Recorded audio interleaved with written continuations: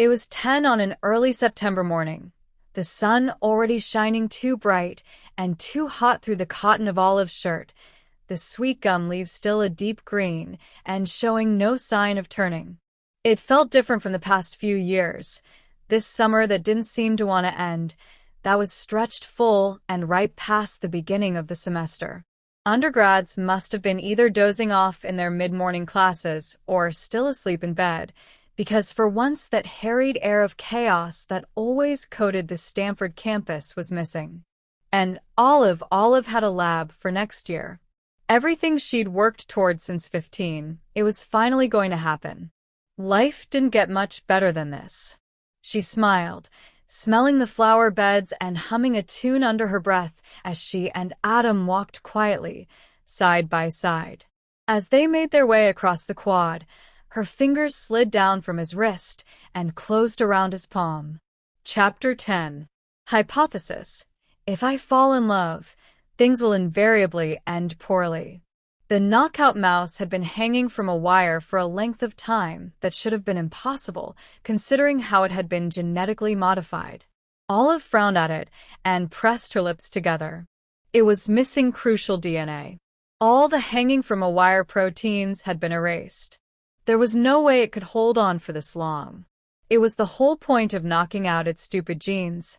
Her phone lit up, and the corner of her eye darted to its screen. She was able to read the name of the sender, Adam, but not the content of the message. It was 8:42 on Wednesday, which immediately had her worried that he might want to cancel their fake date. Maybe he thought that because he'd let Olive pick out an ice cream sandwich for him yesterday after flagella, which she may or may not have ended up eating herself, they didn't need to meet today. Maybe she shouldn't have forced him to sit on a bench with her and recount the marathons they had run, and possibly she had come off as annoying when she'd stolen his phone, downloaded her favorite running app, and then friended herself on it. He had seemed to be enjoying himself, but maybe he hadn't been. Olive glanced at her gloved hands and then back at her mouse, who was still holding on to the wire. Dude, stop trying so hard. She kneeled until she was at eye level with the cage. The mouse kicked around with its little legs, its tail flopping back and forth. You're supposed to be bad at this. And I'm supposed to write a dissertation about how bad you are. And then you get a chunk of cheese, and I get a real job that pays real money and the joy of saying, I'm not that kind of doctor when someone is having a stroke on my airplane. The mouse squeaked and let go of the wire, flopping on the floor of the testing cage with a thud. That'll do it. She quickly got rid of her gloves and unlocked her phone with her thumb. Adam, my arm hurts. She initially thought that he was giving her a reason why they couldn't meet up. Then she remembered waking up and rubbing her own achy arm. Olive, from the flu shot? Adam, it's really painful. She giggled. She truly had not thought she was the type to, but here she was covering her mouth with her hand and, yes, giggling like a fool in the middle of the lab. Her mouse was staring up at her, its tiny red eyes a mix of judgment and surprise. Olive hastily turned away and looked back at her phone. Olive. Oh, Adam. I'm so sorry. Olive, should I come over and kiss it better? Adam. You never said it would hurt so bad. Olive. As someone once told me, it's not my job to work on your emotion regulation skills. Adam's answer was one single emoji, a yellow hand with a raised middle finger, and Olive's cheeks pulled with how hard she was grinning. She was about to reply with a kiss emoji when a voice interrupted her. Gross. She looked up from her phone. On stood in the lab's entrance, sticking out her tongue. Hey, what are you doing here? Borrowing gloves. And being grossed out. Olive frowned. Why? We're out of the small size. On stepped inside, rolling her eyes. Honestly, they never buy enough because I'm the only woman in the lab, but it's not like I don't go through gloves as fast as. No. Why are you grossed out? On made a face and plucked 2 purple gloves from Olive's stash. Because of how in love you are with Carlson. Is it okay if I take a few pairs? What are you? Olive blinked at her, still clutching her phone. Was On going crazy? I'm not in love with him. Sure. On finished stuffing her pockets with gloves and then looked up, finally noticing Olive's distressed expression. Her eyes widened. Hey, I was kidding. You're not gross. I probably look the same when I'm texting Jeremy. And it's actually very sweet how gone you are for him. But I'm not gone. Olive was starting to panic. I don't, it's just. On pressed her lips together, as if biting back a smile. Okay, if you say so. No, I'm serious. We're just. Dude, it's okay. On's tone was reassuring and a little emotional. It's just you're so amazing and special. And honestly, my favorite person in the whole world. But sometimes I get worried that no one but Malcolm and me will ever get to experience how incredible you are. Well, until now. Now I'm not worried anymore because I've seen you and Adam together at the picnic and in the parking lot and every other time, really. You're both crazy in love and over the moon about it. It's cute. Except that first night, she added, pensive. I maintain that was pretty awkward. Olive stiffened. It's not like that. We're just dating. Casually. Hanging out. Getting to know each other. We're not. Okay, sure. If you say so. Shrugged, clearly not believing a word of what Olive was saying. Hey, I gotta go back to my bacterial culture. I'll come bug you when I'm on break, okay? Olive nodded slowly, watching her friend's back as she headed for the door. Olive's heart skipped a beat when On paused and turned around, her expression suddenly serious. Oh well. I just want you to know that.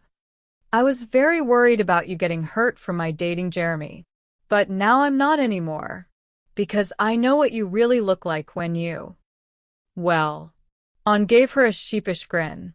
I won't say it if you don't want me to. She left with a wave of her hand, and Olive stood frozen, watching the doorframe long past the moment On had disappeared. Then she lowered her gaze to the floor, slumped on the stool behind her, and thought one single thing. Shit. It wasn't the end of the world. These things happened. Even the best of people develop crushes. On had said love, oh God. She had said love on the person they were fake dating. It didn't mean anything. Except that. Fuck. Fuck, fuck, fuck. Olive locked the door of her office behind her and plopped herself into a chair, hoping today wouldn't be the one time in the semester that her office mates decided to show up before 10 a.m. It was all her fault. Her stupid doing. She had known that she'd begun to find Adam attractive. She had known almost from the very beginning, and then she'd started talking with him. She'd started getting to know him even though it was never part of the plan, and damn him to hell for being so different from what she'd expected. For making her want to be with him more and more. Damn him. It had been there, staring at Olive for the past few days, and she hadn't noticed. Because she was an idiot. She stood abruptly and dug into her pocket for her phone, pulling up Malcolm's contact. Olive, we have to meet. Bless Malcolm, because it took him fewer than 5 seconds to answer. Malcolm lunch? I'm about to dig into the neuromuscular junction of a juvenile rat.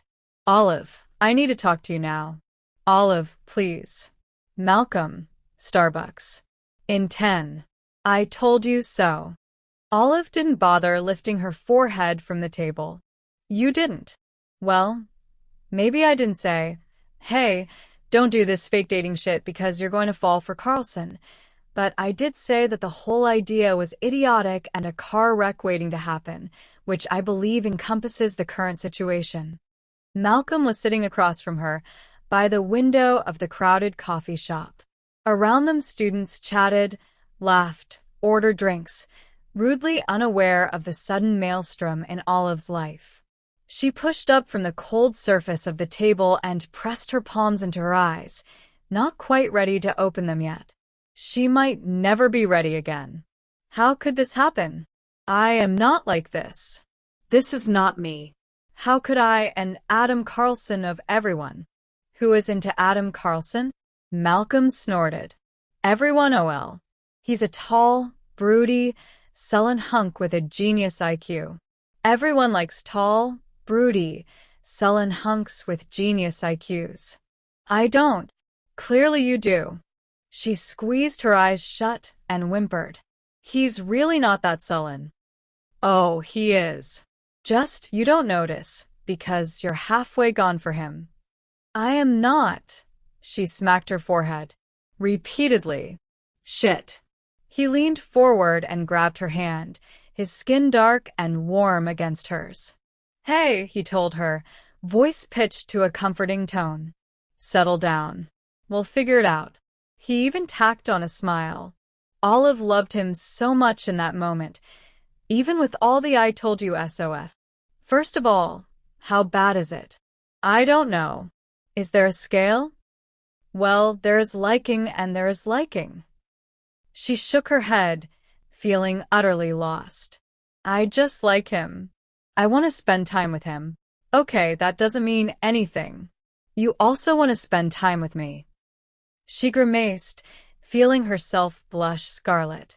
Not quite like that. Malcolm was quiet for a beat. I see. He knew how big of a deal this was for Olive. They'd talked about it multiple times, how rare it was for her to experience attraction, especially sexual attraction. If there was something wrong with her, if her past had stunted her in some way. God. She just wanted to retreat inside her hoodie like a turtle until it all went away. Go run a race. Start writing her dissertation proposal. Anything but deal with this. It was there and I didn't figure it out. I just thought he was smart and attractive and that he had a nice smile and that we could be friends, and she rubbed her palms into her eye sockets, wishing she could go back and erase her life choices. The entire past month. Do you hate me? Me? Malcolm sounded surprised. Yes. No. Why would I hate you? Because he's been horrible to you, made you throw out a ton of data. It's just with me he's not. I know. Well, he amended, waving his hand. I don't know, no. But I can believe he's different with you than when he was in my damn graduate advisory committee. You hate him. Yeah, I hate him. Or I dislike him. But you don't have to dislike him, because I do. Though I do reserve the right to comment on your abysmal taste in men. Every other day or so. But OL, I saw you guys at the picnic. He definitely wasn't interacting with you like he does with me. Plus, you know, he added begrudgingly, he's not hot. I can see why you'd hit that. This is not what you said when I first told you about the fake dating. No, but I'm trying to be supportive here. You weren't in love with him at the time. She groaned. Can we please not use that word? Ever again? It seems a little premature. Sure. Malcolm brushed non-existent dust off his button-down. Way to bring a rom-com to life, by the way. So, how are you going to break the news? She massaged her temple. What do you mean? Well, you have a thing for him, and you two are friendly. I'm assuming you're planning to inform him of your feelings? Can I use the word feelings? No. Whatever. He rolled his eyes. You're going to tell him, right? Of course not. She snorted out a laugh. You can't tell the person you're fake dating that you. Her brain scanned itself for the correct word, didn't find it, and then stumbled on, like them. It's just not done. Adam will think I orchestrated this. That I was after him all along.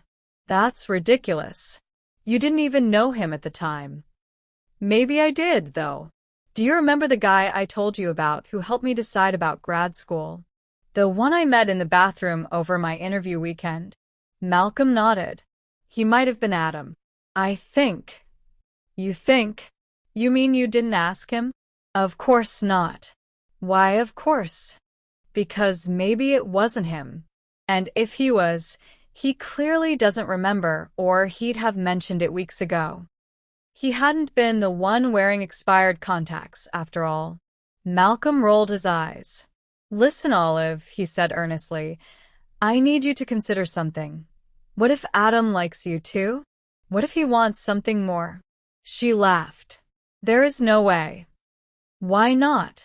Because. Because what? Because he's him. He's Adam Carlson and she trailed off. No. Need to continue. And I'm me. I am nothing special. Malcolm was quiet for a long moment. "You have no idea, do you?" His tone was sad. "You're great. You're beautiful and loving. You're independent and a genius scientist and selfless and loyal. Hell, oh well, look at this ridiculous mess you created just so your friend could date the guy she likes without feeling guilty. There's no way Carlson hasn't noticed." "No," she was resolute. "Don't get me wrong, I do think he likes me, but he thinks of me as a friend. And if I tell him, and he doesn't want to." "To what?" "Doesn't want to fake date you anymore? It's not like you have much to lose." Maybe not.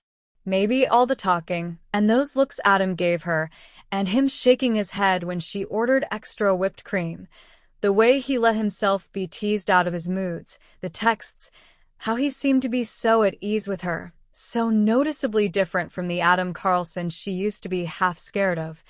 Maybe all of that was not much. But she and Adam were friends now, and they could remain friends even past September 29th. Olive's heart sank at the thought of giving up the possibility of it. "I do, though." Malcolm sighed, once again enveloping her hand with his. "You have it bad, then." She pressed her lips together, blinking rapidly to push back the tears. "Maybe I do. I don't know, I've never had it before. I've never wanted to have it." He smiled reassuringly, even though Olive felt anything but reassured. "Listen, I know it's scary, but this is not necessarily a bad thing." One single tear was making its way down Olive's cheek. She hastened to clean it with her sleeve. "It's the worst. You've finally found someone you're into. And okay, it's Carlson, but this could still turn out to be great." "It couldn't. It can't." "Oh well, I know where you're coming from. I get it." Malcolm's hand tightened on hers. "I know it's scary being vulnerable, but you can allow yourself to care.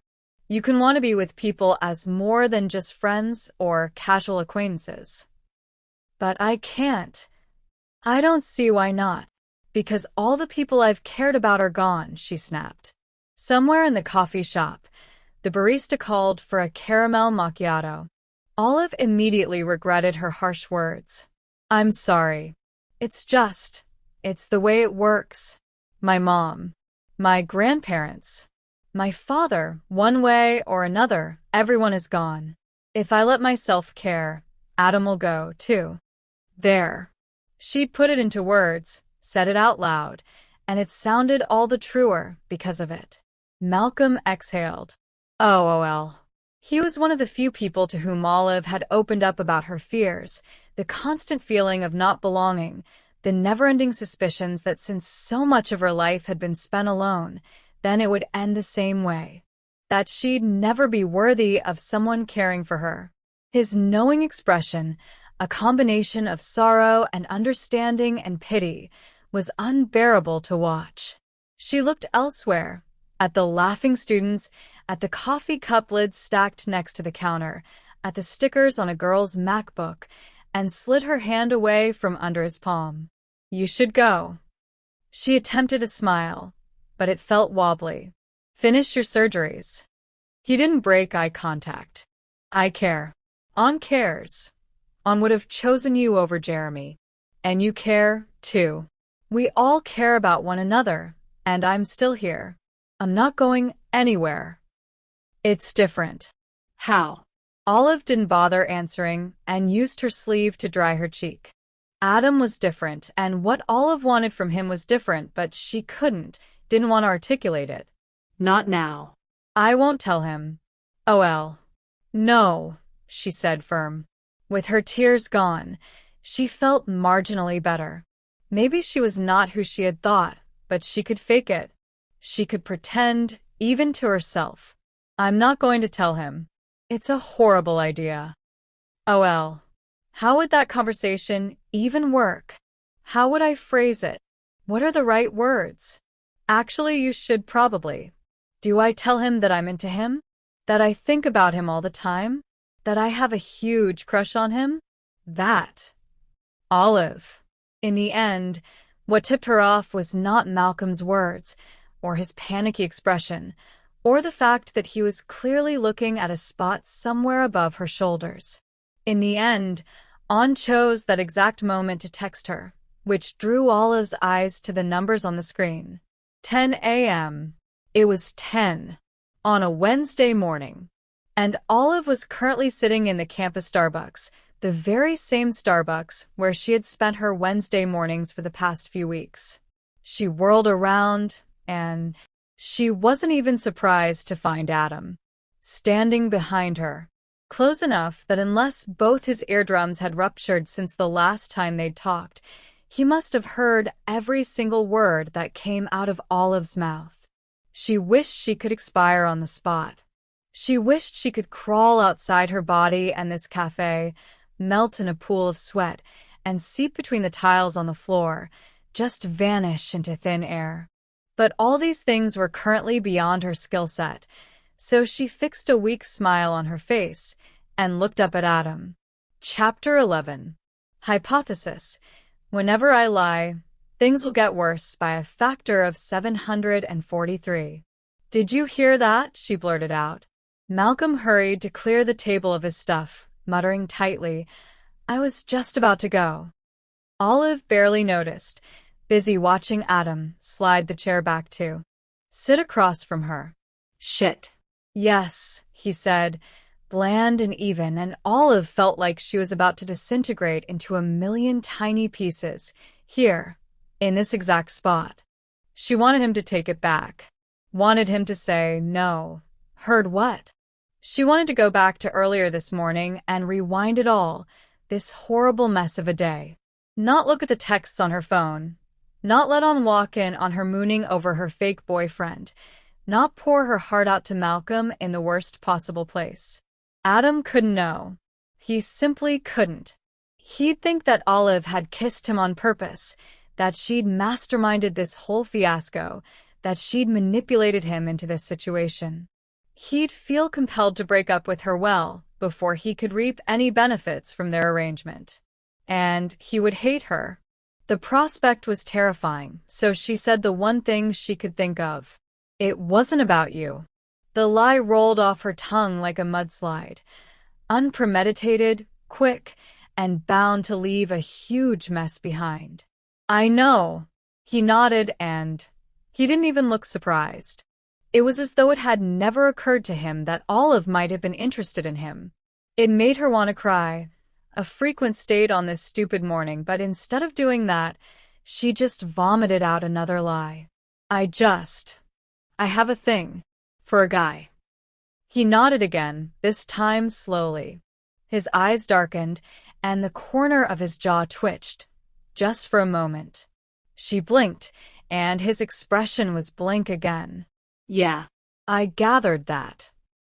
This guy, she swallowed. What was he? Quick, Olive, quick. An immunologist? Icelandic? A giraffe? What was he? You don't have to explain if you don't want. Adam's voice seemed slightly offbeat, but also comforting. Tired. Olive realized that she was wringing her hands, and instead of stopping, she simply hid them under the table. It's just that. It's okay. He offered her a reassuring smile, and Olive, she couldn't possibly look at him. Not a second longer. She averted her eyes, desperately wishing she had something to say. Something to fix this. Right outside the cafe's window, a group of undergrads were huddling together in front of a laptop, laughing at something playing on the screen. A gust of wind scattered a stack of notes, and a boy scrambled to retrieve them.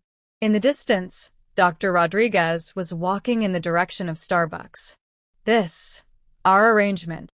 Adam's voice pulled her back inside, to the lies and the table between them, to the gentle, soft way he was talking to her. Kind. He'd been so kind. Adam, I used to think the worst of you, and now it's supposed to help both of us.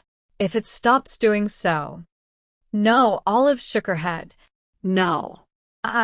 She forced her face into a smile. It's complicated. I see. She opened her mouth to say that no, he couldn't possibly see.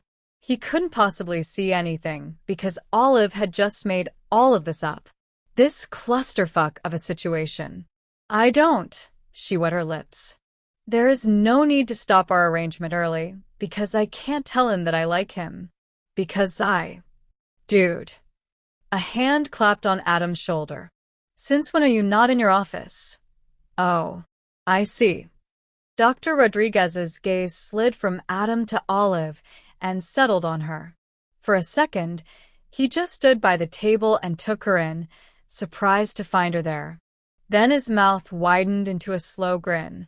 Hey, Olive. During Olive's first year of grad school, Dr. Rodriguez had been on her pre-assigned graduate advisory committee, an admittedly odd choice, given his relative lack of relevance to her research. And yet, Olive had mostly pleasant memories of her interactions with him.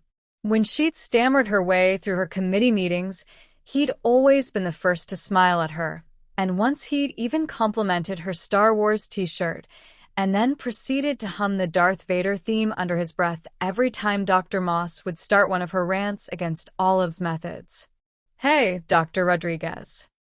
She was positive that her smile was not nearly as convincing as it should have been. How are you? He waved a hand. PSSH. Please call me Holden. You're not my student anymore. He patted Adam on the back with relish. And you have the very dubious pleasure of dating my oldest, most socially impaired friend. It was all Olive could do not to let her jaw drop. They were friends? Charming, devil-may-care Holden Rodriguez and surly, taciturn Adam Carlson were old friends? Was this something she was supposed to know? Adam's girlfriend would have known, right? Dr. Rodriguez, Holden? God, Holden. She was never going to get used to the fact that professors were real people and had first names, turned to Adam, who appeared untroubled by having been decreed socially impaired. He asked, You're leaving for Boston tonight, right? And his speech pattern changed a little, pitched lower and faster, more casual. Comfortable. They really were old friends. Yeah. Can you still give Tom and me a ride to the airport? Depends. On what? Is Tom going to be gagged and tied up in the trunk? Adam sighed. Holden.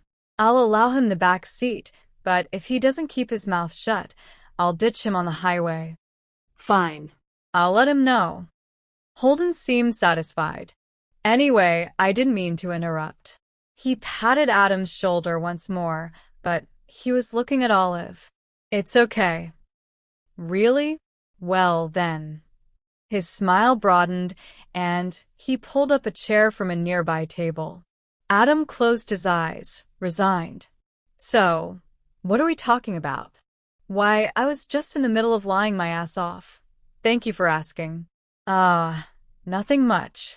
How do you two? She looked between them, clearing her throat. Sorry, I forgot how you and Adam know each other. A thud. Holden kicking Adam under the table. You little shit. You didn't tell her about our decades-deep history? Just trying to forget. You wish. Holden turned to grin at her. We grew up together. She frowned at Adam. I thought you grew up in Europe? Holden waved his hand. He grew up all over the place. And so did I, since our parents worked together. Diplomats, the worst kind of people. But then our families settled in D.C. He leaned forward. Guess who went to high school, college, and grad school together? Olive's eyes widened, and Holden noticed, at least judging by how he kicked Adam again. You really haven't told her shit. I see you're still going for brooding and mysterious. He rolled his eyes fondly and looked at me again. Did Adam tell you that he almost didn't graduate high school? He got suspended for punching a guy who insisted that the Large Hadron Collider would destroy the planet. Interesting how you're not mentioning that you got suspended alongside me for doing the exact same thing. Holden ignored him. My parents were out of the country on some kind of assignment and briefly forgot that I existed, so we spent the week at my place playing Final Fantasy. It was glorious. What about when Adam applied to law school? He must have told you about that. I never technically applied to law school. Lies. All lies. Did he at least tell you that he was my prom date? It was phenomenal. Olive looked at Adam, expecting him to deny that, too. But Adam just half smiled, met Holden's eyes, and said, "It was quite phenomenal." Picture this, Olive. Early 2000s. Preppy, ridiculously expensive all-male DC school. 2 gay students in grade 12. Well, 2 of us that were out anyway. Richie Muller and I date for the entirety of senior year, and then he dumps me 3 days before prom for some guy he'd been having a thing with for months. He was a prick, Adam muttered. I have 3 choices. Not go to the dance and mope at home. Go alone and mope at school. Or have my best friend, who is planning on staying home and moping over gamma-aminobutyric acids, come as my date. Guess which? Olive gasped. How did you convince him? That's the thing, I didn't. When I told him about what Richie did, he offered. Don't get used to it, Adam mumbled. Can you believe it, Olive? That Adam would pretend to be in a relationship with someone to get them out of a miserable situation? Nope. We held hands. We slow danced. We made Richie spit out his punch and regret every single one of his wretched choices. Then we went home and played even more Final Fantasy. It was the shit. It was surprisingly fun, Adam conceded, almost reluctantly. Olive looked at him, and a realization dawned on her. Holden was Adam's his person. It was obvious that Adam and Tom were very close, too, but the relationship Adam had with Holden was something else, and Olive had no idea what to do with this piece of information. Maybe she should tell Malcolm. He'd either have a field day or go completely berserk. Well, Holden said, standing up. This was fantastic. I'll go get coffee, but we should hang out soon, the 3 of us. I can't remember the last time I had the pleasure of embarrassing Adam in front of a girlfriend. For now, though, he's all yours. He followed the word yours with a smirk that had Olive blushing. Adam rolled his eyes when Holden left for the coffee counter. Fascinated, Olive followed him with her gaze for several moments. That was Holden for you. Adam seemed barely annoyed. She nodded, still a little dazed. I can't believe I'm not your first. My first. Your first fake date. Right. I guess prom qualifies. He seemed to mull it over. Holden has had some bad luck with relationships. Undeserved bad luck. It warmed her chest, the protective concern in his tone. Made her wonder if he was even aware of it. Did he and Tom ever? He shook his head. Holden would be outraged if he knew you asked. Why doesn't he want to drive Tom to the airport then? Adam shrugged. Holden has always had a very deep, very irrational dislike of Tom, ever since grad school. Oh, why? Not sure. Not sure Holden knows either. Tom says he's jealous. I think it's just a personality thing. Olive fell silent, absorbing the information. You didn't tell Holden about us either. That it's not real. No. Why? Adam looked away. I don't know. His jaw tensed. I think I just didn't. His voice trailed off, and he shook his head before giving her a smile, small and a little forced. He speaks very highly of you, you know? Holden? Of me? Of your work. And your research. Oh, She had no idea what to say to that. When did you talk about me? And why? Oh, she repeated uselessly. She wasn't sure why now, in this very moment, but the possible ramifications of their arrangement on Adam's life hit her in full for the first time. They had agreed to fake date because they both had something to gain from it, but it occurred to her that Adam also had significantly more to lose. Out of all the people she loved, Olive was only lying to one, and that was absolutely unavoidable. She could not care less about other students' opinions. Adam, though, he was lying on a daily basis to his colleagues and his friends. His grads interacted with him every day, believing that he was dating one of their peers. Did they think him lecherous? Had his relationship with Olive changed their perception of him? And what about other faculty members in the department or in adjacent programs? Just because dating a grad student was allowed, it didn't mean that it wasn't frowned upon. And what if Adam met, or had already met, someone he actually liked? When they'd struck their deal, he'd said he wasn't going to date, but that had been weeks ago. Olive herself had been convinced that she'd never be interested in dating anyone at the time, and didn't that make her want to laugh now, in a remarkably unfunny way? Not to mention that she alone was benefiting from their arrangement.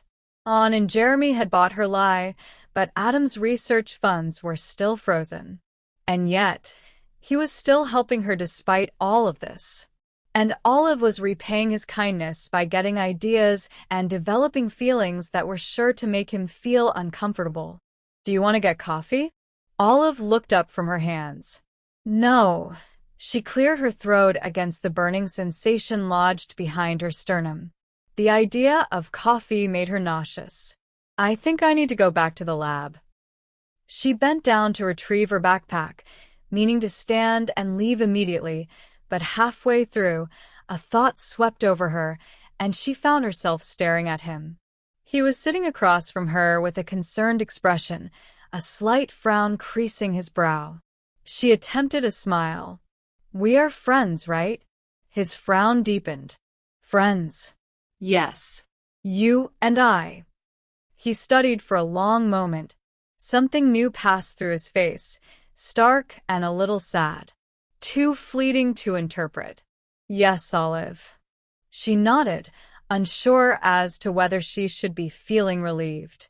This was not how she'd thought today would go, and there was a strange pressure behind her eyelids, which had her sliding her arms through the straps of her backpack that much quicker. She waved him goodbye with a tremulous smile, and she'd have already been out of this damn Starbucks if he hadn't said with that voice of his, "Olive."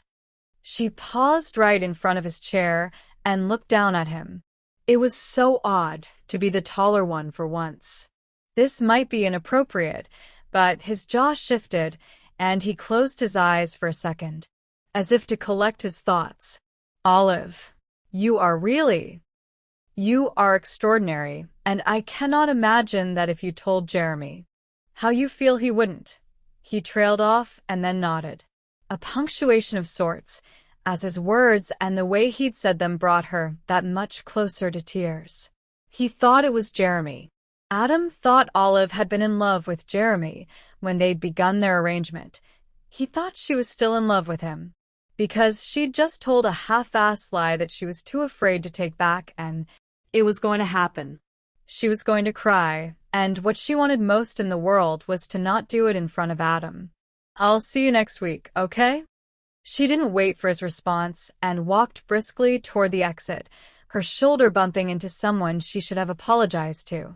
Once she was outside, she took a deep breath and marched to the biology building, trying to empty her mind, forcing herself to think about the section she was slated to TA later today. The fellowship application she'd promised Dr. Aslan she'd send by tomorrow. The fact that Aunt's sister would be in town next weekend and had made plans to cook Vietnamese food for everyone. A chilly wind weaved through the leaves of the campus trees, pushing Olive's sweater against her body. She hugged herself and didn't look back to the cafe. Fall had finally begun. Chapter 12. Hypothesis. If I am bad at doing activity A, my chances of being asked to engage in activity A will rise exponentially. Campus felt strangely empty with Adam gone, even on days in which she likely wouldn't have met him anyway. It didn't make much sense. Stanford was most definitely not empty, but teeming with loud, annoying undergrads on their way to and from class. Olive's life, too, was full. Her mice were old enough for the behavioral essays to be run. She'd finally gotten revisions for a paper she'd submitted months earlier, and she had to start making concrete plans for her move to Boston next year. The class she was TAing had a test coming up, and undergrads magically began to pop by during office hours, looking panicky and asking questions that were invariably answered in the first 3 lines of the syllabus. Malcolm spent a couple of days trying to convince Olive to tell Adam the truth, and then became, thankfully, too discouraged by her stubbornness and too busy trying to meditate away his own dating drama to insist.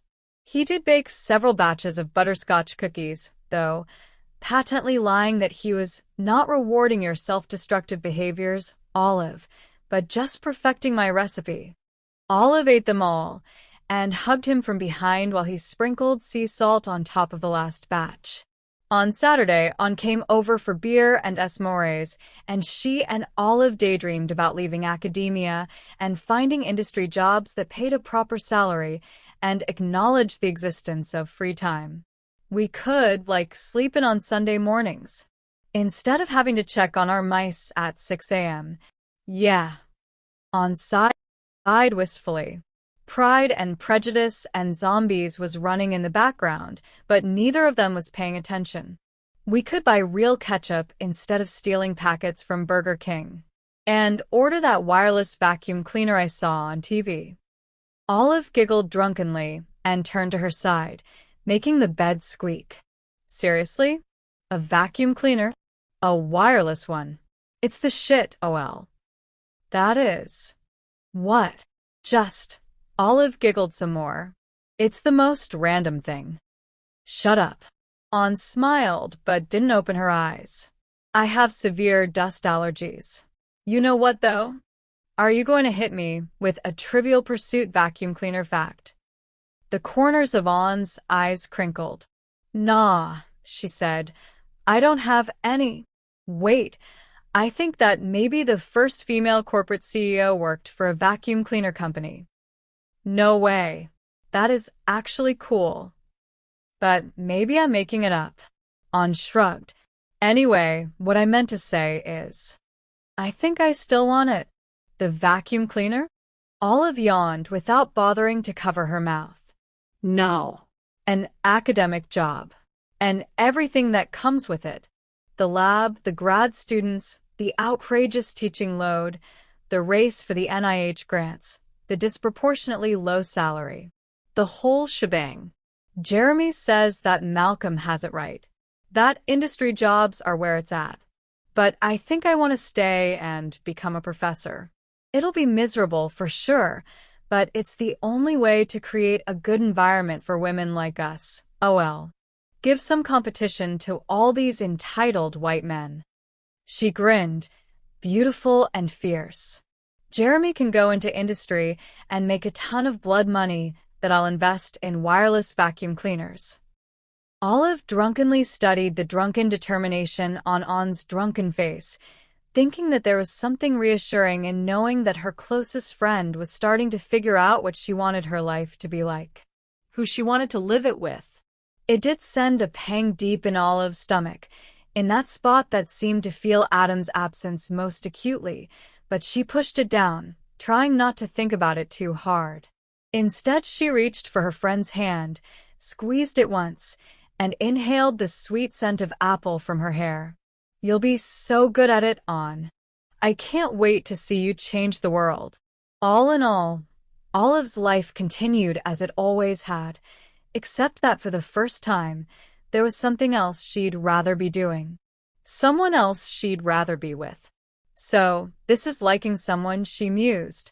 Feeling like the biology building was not worth going to, because if Adam was out of town, Even the most remote chance of running into him had been taken away from her, constantly spinning around after catching a glimpse of jet black hair, or when hearing a deep voice that sounded as rich as Adam's but really wasn't, thinking of him because her friend Jess mentioned planning a trip to the Netherlands, or when on Jeopardy.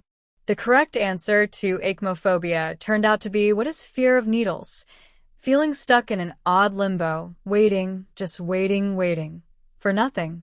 Adam was going to come back in a few days, and Olive's lie that she was in love with someone else was still going to be there.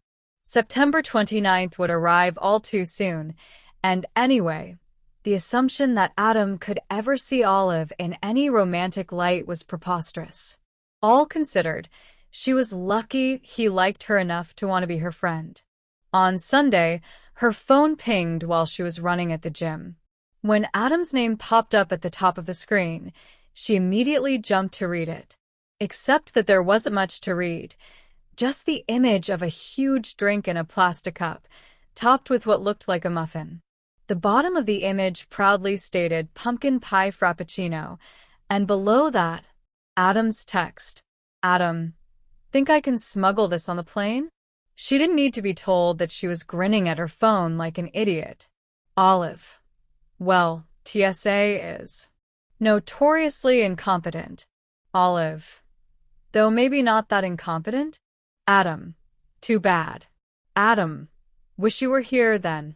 Olive's smile stayed in place for a long time. And then, when she remembered the mess she was in, it faded into a heavy sigh.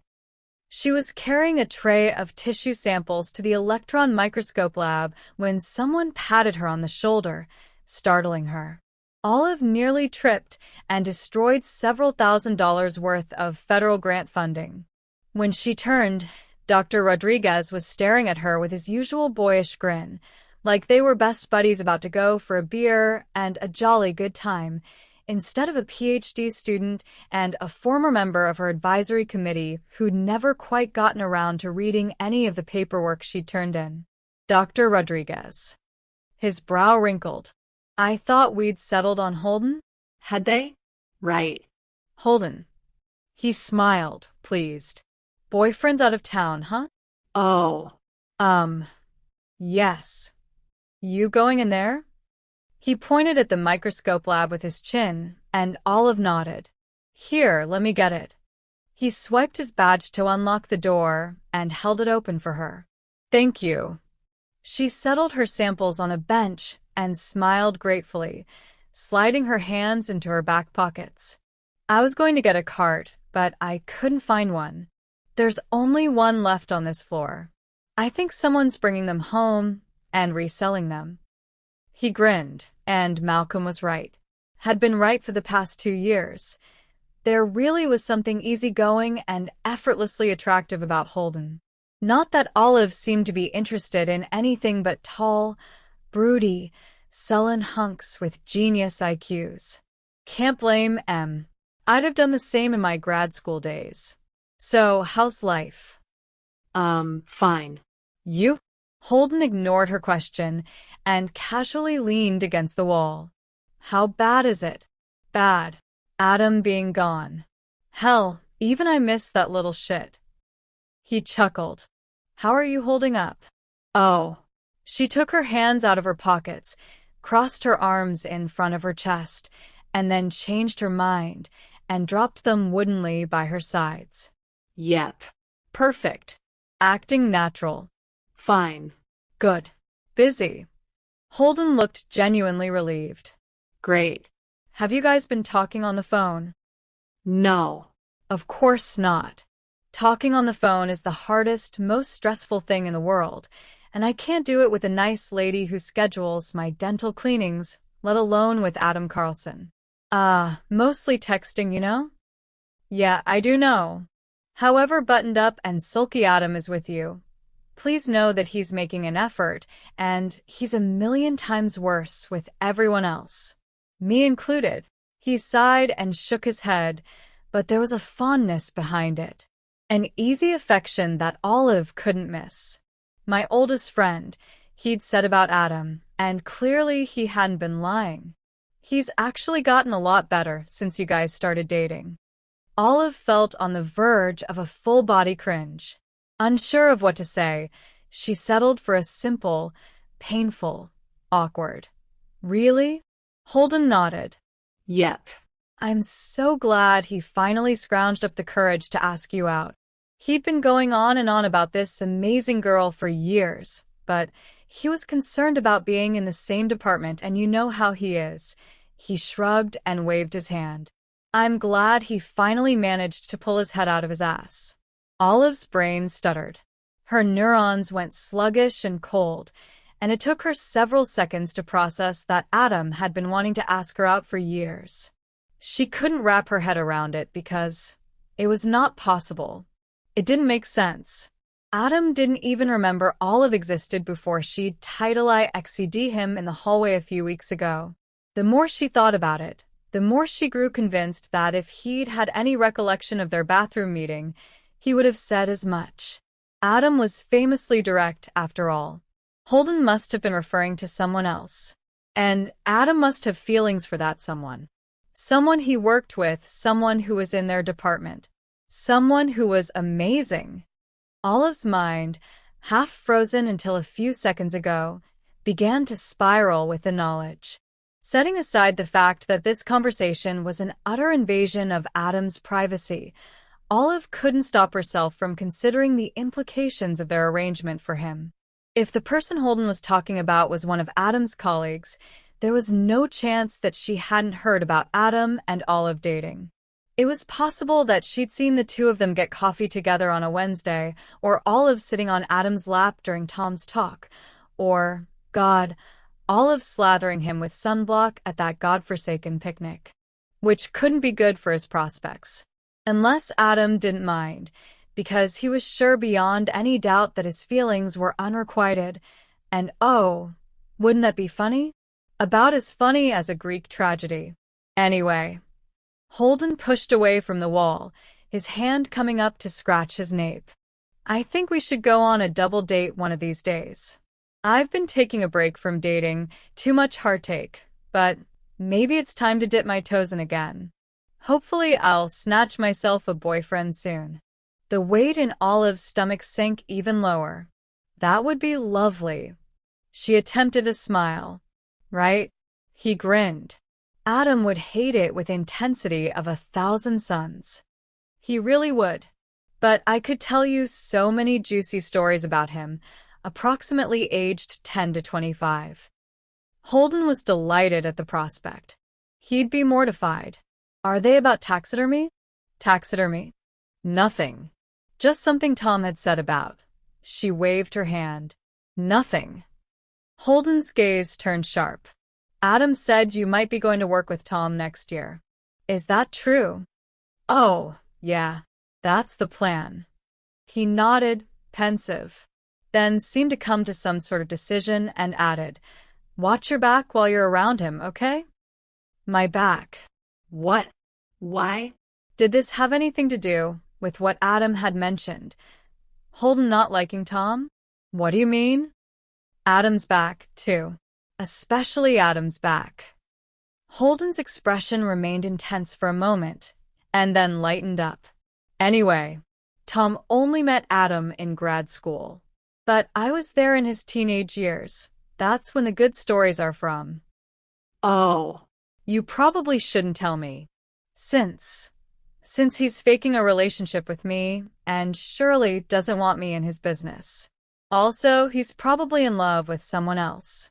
Oh, of course. I'll wait until he's present. I want to see his face when I tell you everything about his newsboy cap phase. She blinked. His. He nodded solemnly and stepped out, closing the door behind him and leaving her alone in the chilly, semi-dark lab. Olive had to take several deep breaths before she could focus on her work. When she received the email, she initially thought, it must be an error. Maybe she'd misread. She hadn't been sleeping well, and as it turned out, having an unwanted, unreciprocated crush came with all sorts of scatter-headedness, though after a second look, then a third and a fourth, she realized that wasn't the case. So maybe the mistake was on the SBD conference's side. Because there was no way, absolutely no way, that they'd really meant to inform her that the abstract she'd submitted had been selected to be part of a panel. A panel with faculty. It was just not possible. Graduate students were rarely selected for oral presentations.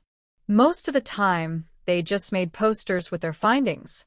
Talks were for scholars whose careers were already advanced, except that when Olive logged into the conference website and downloaded the program, her name was there. And out of all the speakers' names, hers was the only one not followed by any letters. No MD, no PhD, no MD PhD. Crap. She ran out of the lab, clutching her laptop to her chest. Greg gave her a dirty look when she almost crashed into him in the hallway, but she ignored him and stormed inside Dr. Oslin's office out of breath, her knees suddenly made of jelly. "Can we talk?" She closed the door without waiting for an answer. Her advisor looked up from behind her desk with an alarmed expression. "Olive, what is?" "I don't want to give a talk. I can't give a talk."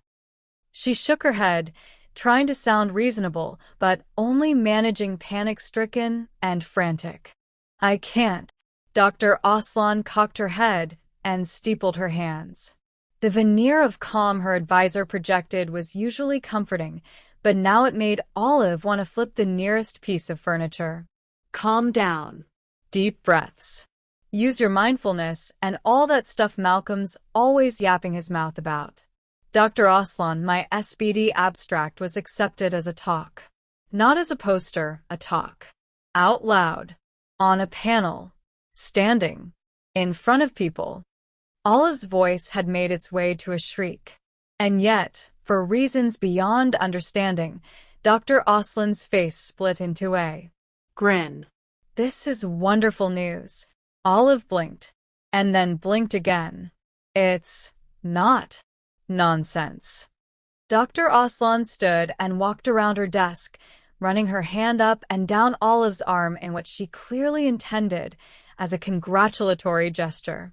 "This is fantastic. A talk will give you much more visibility than a poster. You might be able to network for a postdoctoral position. I am so happy for you." Olive's jaw dropped. But, I cannot give a talk. I can't talk." "You're talking right now, Olive. Not in front of people. I am people. You're not many people. Dr. Aslan, I can't talk in front of a lot of people. Not about science." "Why?" Because my throat will dry up and my brain will shut down, and I will be so bad that someone from the audience will take out a crossbow and shoot me in the kneecap. I'm not ready to speak in public." "Of course you are.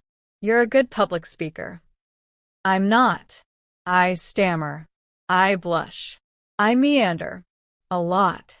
Especially in front of large crowds and—" "Olive," Dr. Aslan interrupted her with a stern tone.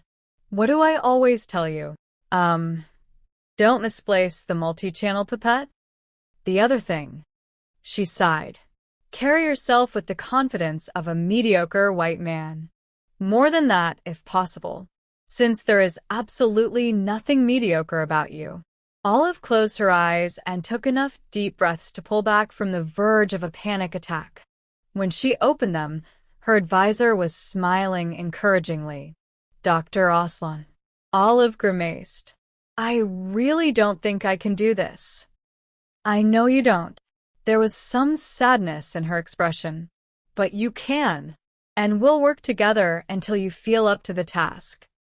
This time, she put both her hands on Olive's shoulders. Olive was still hugging her laptop to her chest, like she would a life buoy in the open sea, but the touch was oddly comforting. "Don't worry. We have a couple of weeks to get you ready." "You say that. You say we, but I'll be the one to speak in front of hundreds of people, and when someone asks a 3-minute-long question meant to get me to admit that deep down my work is poorly structured and useless, I'll be the one to crap her pants." "Right. Olive had to force her head into an up and down motion and take a deep breath. She exhaled slowly. Okay, why don't you put together a draft? You could practice during the next lab meeting. Another reassuring smile, and Olive was nodding again, not feeling reassured in the least. And if you have any questions, I'm always here. Oh, I am so disappointed that I won't get to see your talk. You must promise to record it for me. It will be just as if I was there.